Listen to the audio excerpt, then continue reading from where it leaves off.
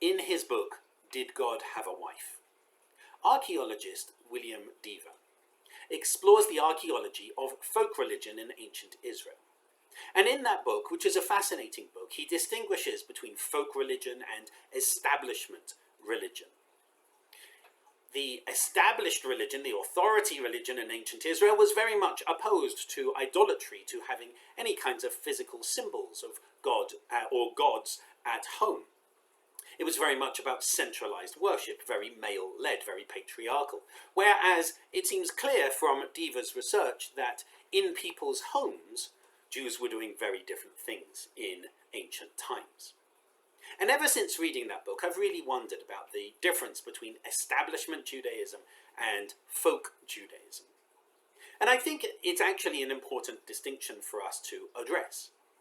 For example, when we look at the temple, we see that the temple was run by the Sadducees, who were very much the rich elite who were literate. They were in charge of sacrifices and the service in the temple. The Pharisees had a very different perspective on how to approach God. And they were the folk religion, essentially, of the time, whereas the Sadducees were the establishment religion, the authority Judaism. When the temple was destroyed by the Romans, the Pharisees rose in prominence. The rabbis, as they became the establishment, the authority. And it's interesting that 1800 years later, that establishment, which was once folk religion, was once again challenged by the growth of Hasidism. In Hasidism, where at that time the authority structure, the establishment religion was very much based in text, encounter God through study of Torah and particularly through Talmud. A lot of people in Europe, a lot of Jews in Europe were illiterate, and so they didn't have access to text in the same way. Jews were much more literate than their non-Jewish neighbors. Nonetheless, there were still many Jews who couldn't read, and so they felt that they were kept away from God's presence. So a new form of folk religion really established itself with the use of amulets and spells and rituals to ward off demons or to bring in angels. Of course, angels and demons have featured in Talmud and in other rabbinic literature, but this was very much more present. And Hasidism in particular, as it developed, really brought in that sense of the immediacy of the presence of God. Not that we encounter God through text, although we can, but that we can also encounter God in the natural world, in the world around us. We all have access to God. And that was a real folk challenge to establishment religion. And what happened was that in history we see that a great split formed actually between the Hasidim and the Mitnagdim, which means the opponents essentially. And my great-great-grandfather was descended from these opponents, who said, no, God is not in amulets and spells, God is in Talmud and in Torah study. And it's fascinating to see how there were really two very strong strands of thought, particularly in the 1800s. I mention this for two different reasons. Firstly, because on August the 23rd, Rabbi Jeffrey Dennis, author of an extraordinary anthology of myth and magic in Judaism, is coming to Temple Beth Shalom to talk about Jews as shamans in sportswear.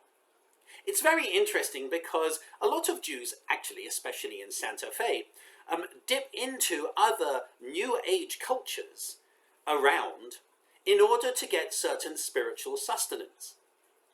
A lot of people call it woo-woo stuff. I don't really like that phrase. But what's interesting is that a lot of that is actually in Judaism. It wasn't establishment Judaism, but it was very much folk Judaism.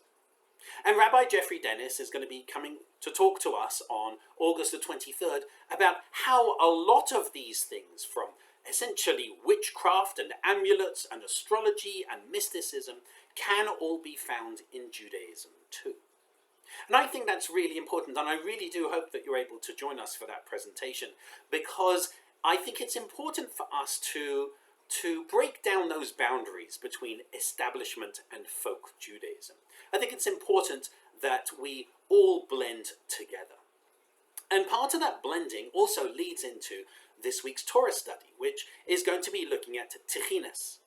Techinas were Yiddish prayers that were written and recited particularly by women who felt excluded from the male prayer service. We actually looked at Techinas a couple of years ago, and we're going to be looking at it again this coming Shabbat, because we are continuing this year, during the High Holy Days, we're continuing to have members write liturgy.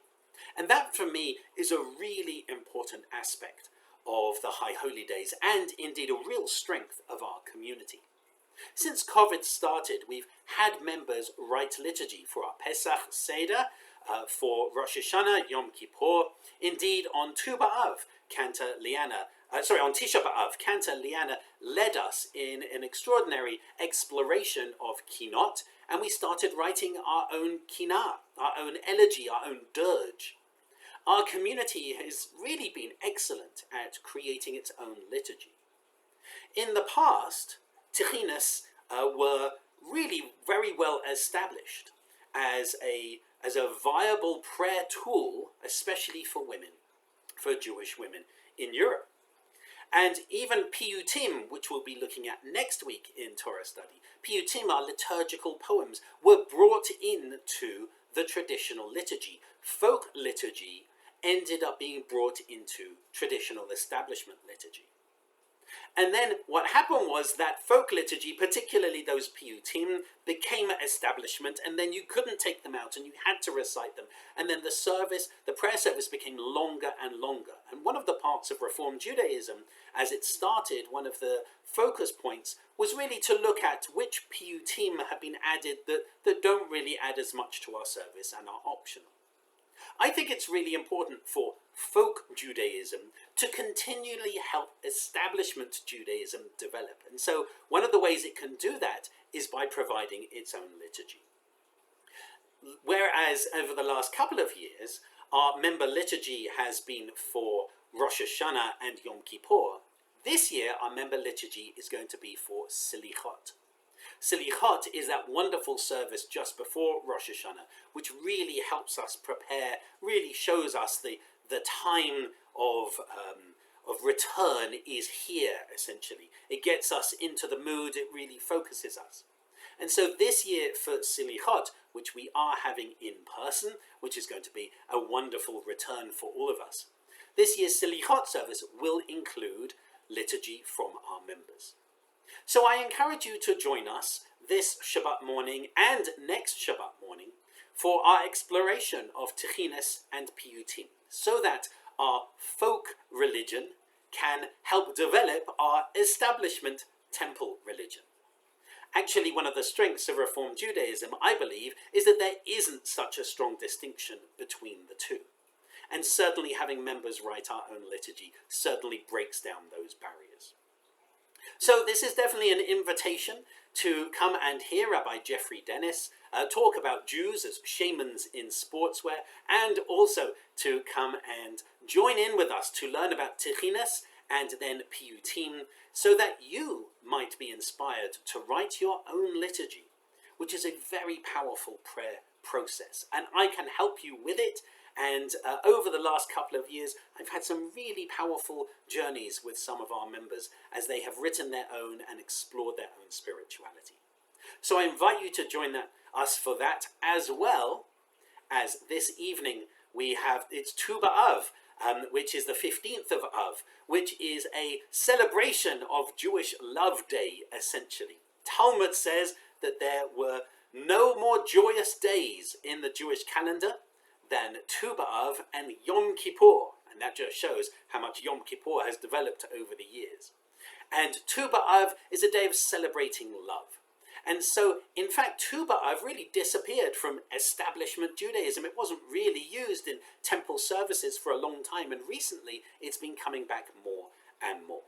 And so, in tonight's service, we're going to be celebrating love of friends and family, love of God, love of community, love of ourself, love of the world around us. We have lots of really exciting things happening at the moment at Temple Beth Shalom. I really do hope that you will join us for them and help break down further that distinction between folk Judaism and establishment Judaism, so that we all create that viable, vibrant, exciting Jewish community together. I hope to see you this evening and soon, and wish you Shabbat Shalom.